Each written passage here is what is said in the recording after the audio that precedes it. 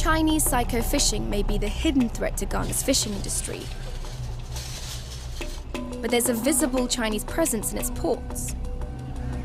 I've come to one of the largest ports in Ghana, and already I can see the Chinese influence is alive and well.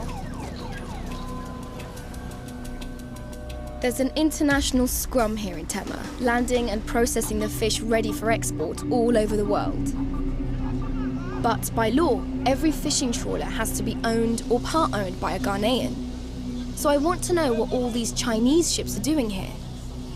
Do you work on one of the trawlers? No, sorry. Hi. Chinese. That's okay. Thank you. And I wanted to do an interview with people, the Chinese who work on the trawlers. Do you want to talk to me? The Chinese, unless they have an interpreter. It's hard to speak to them. Yes. They don't speak English? They speak very little English, operational English that they can use on the vessels. Okay. But not that much. Flight Lieutenant Miltiades Taki is the president of the National Fisheries Association of Ghana. He's worried about what he calls a Chinese invasion of the industry. How many Chinese vessels are there? And now we have about 100 vessels. And on each vessel, you are likely to have about 5 to 10 Chinese. So there are 100 trawlers and all of them are Chinese? All are Chinese. The Chinese are getting round the law on ownership by paying Ghanaian agents to register their boats for them.